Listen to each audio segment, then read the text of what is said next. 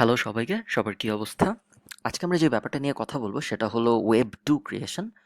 So এটাকে অনেকে web two বলে, অনেকে ওয়েব 2.0 বলে, একই ব্যাপার।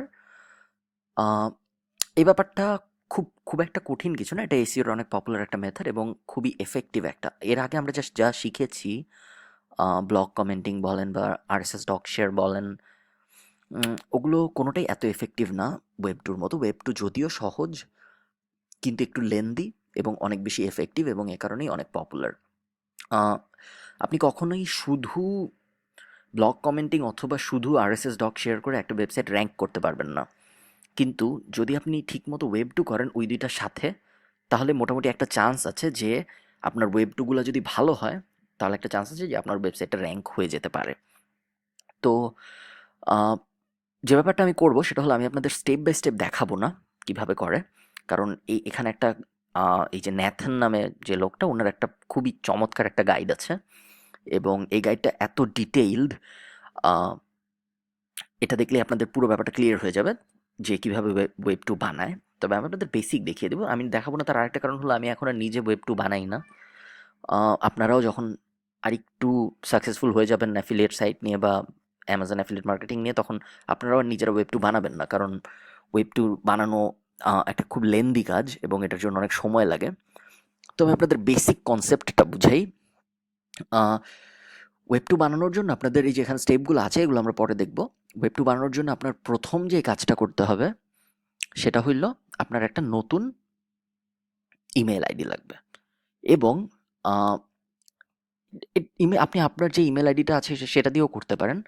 কিন্তু নতুন ইমেল আইডিটা নেয়ার কারণ হলো, আপনি যখন আপনার সেটা বিক্রি করবেন, তখন আপনি তখন আপনার আপনার ওয়েব ট্যুর ওনারশিপগুলোও দিয়ে দিতে হতে পারে।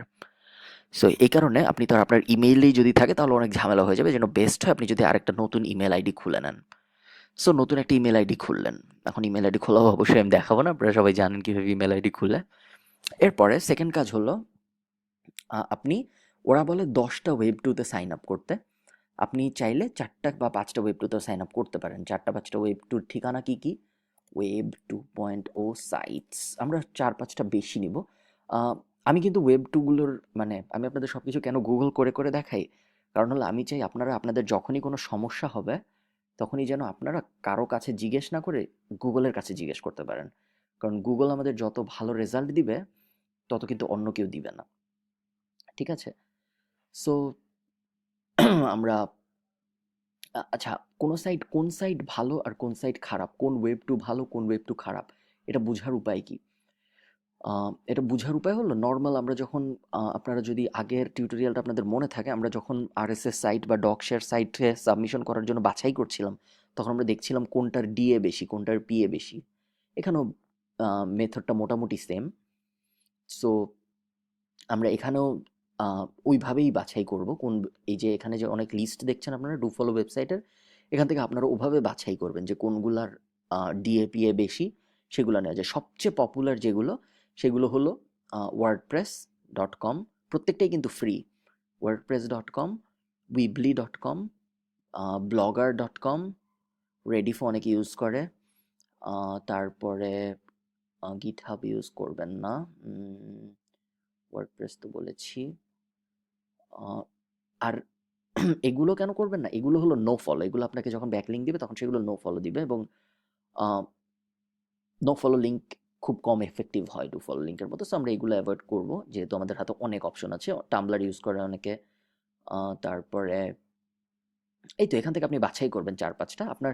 ওরা বলে সবসময়, এই যে এই ন্যাথান বলেছে 10টা বাছাই করতে। দেখুন, স্টেপ 2 ছিল create an email address, step 3 sign up for 10, অথবা ও ব্র্যাকেটে বলে দিয়েছে অর বিলিয়ন। আপনি চাইলে 5টা দিয়ে শুরু করতে পারেন, যত বেশি করবেন তত কিন্তু কাজ বেড়ে যাবে। আহ, তো ধরুন আপনি 5টা দিয়ে শুরু করলেন। এটা নিয়ে চিন্তা করতে হবে না, প্রক্সি নিয়ে, প্রক্সির কোনো ঝামেলা নেই। এর পরের কাজ হলো, আপনার ব্লগগুলো, ওয়েব টুগুলো বানাতে হবে। এখন আপনার সাইন আপ করা হয়ে গেছে। নেক্সট কাজ হলো, আপনি wordpress.com গেলেন, গেট স্টার্টেড দিলেন। গেট স্টার্টেড দিয়ে তারপর আপনি, এটা কিন্তু ফ্রি, আপনার দেখতে হবে, ব্লগ ডোমেনগুলো দেখতে হবে। ধরেন কথার কথা, আমরা নিউ wordpress.com সাইট, কি নিয়ে সাইট বানাবো আমরা? মিউজিক। লিস্ট অফ মাই, এই যে সাইটের ডিজাইনটা কীরকম হবে কিছু যায় আসে না, একরকম হইলেই হইলো, এটা দিলাম। একটা থিম চুজ করতে হবে। কোন থিমটা দিয়েছি, এটা নিলাম। এখন আমার দেখতে হবে, আমার একটা সুন্দর নাম দিতে হবে, ডিজিটাল পিয়ানো। দেখি তো আছে নাকি। দেখুন digital piano site dot WordPress dot com এটা আছে, digital piano dot music dot blog এটাও আছে। সো আমি এখান থেকে এটা নিব, আবার আরেকটা ট্যাবে যে আবার ওয়ার্ডপ্রেস ডট কম ওপেন করে এটাও নিয়ে নিব। দুইটা ব্লগ হয়ে গেল তাহলে আমার। সেম আপনি ব্লগ স্পটের সাথে করবেন, সেম আপনি করবেন টাম্বলারের সাথে, সেম আপনি করবেন অন্যান্য মেথডের সাথে করে আপনি এভাবে আপনার 5টা বা 6টা আপনার ইউআরএল রেডি হয়ে গেল ওয়েব টুর জন্য। ঠিক আছে, ওকে নেক্সট কাজ, এখন আমাদের কন্টেন্ট বানাতে হবে। মেইন ভুল যেটা করে মানুষ সেটা হলো মানুষ ভাবে যে ওয়েব টু সাইটস যখন বানাচ্ছি তখন ওয়েব টু সাইটে অত ইম্পর্টেন্স দেওয়ার দরকার নেই। এটা খুবই একটা ভুল ধারণা।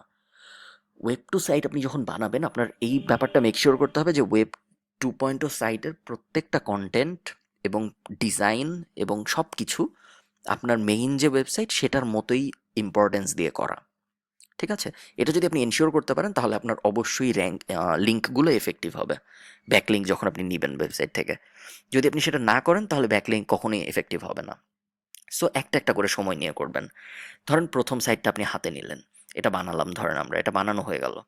বানানো হয়ে গেলে কী হবে, আমরা ওয়ার্ডপ্রেসের একটা ড্যাশবোর্ড পাবো। ড্যাশবোর্ড অপারেট করা খুব সহজ, আপনারা অপারেট করতে পারবেন।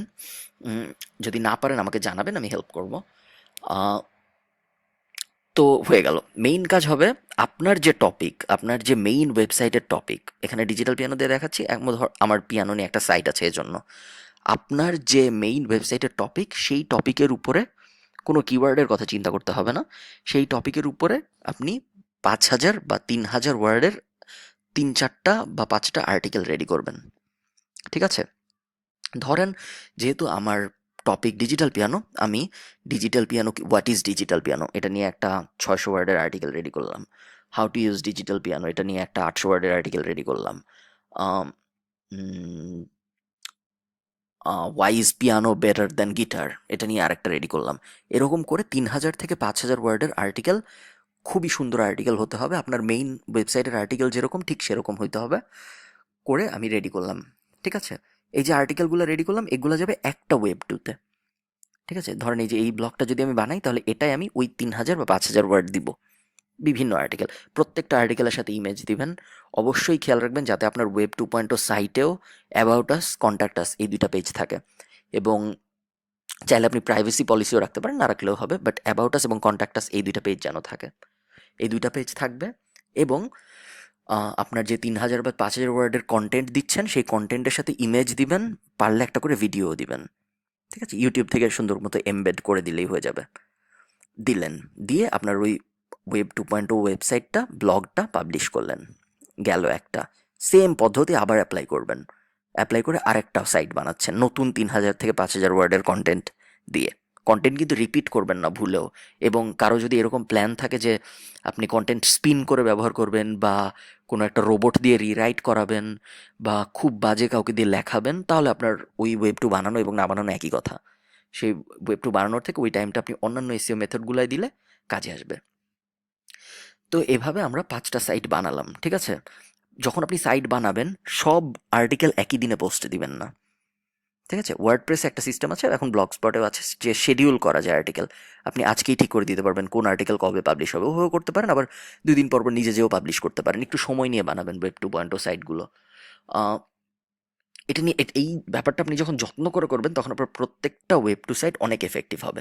সবসময় মনে রাখবেন অনেকগুলো আর্টিকেল দিয়ে লাস্ট আর্টিকেলটা থেকে, প্রত্যেকটা আর্টিকেল যখন আপনি পাবলিশ করবেন চেষ্টা করবেন অন্যান্য সব বড় বড় সাইটকে এমনি ফ্রি ব্যাকলিঙ্ক দেয়া।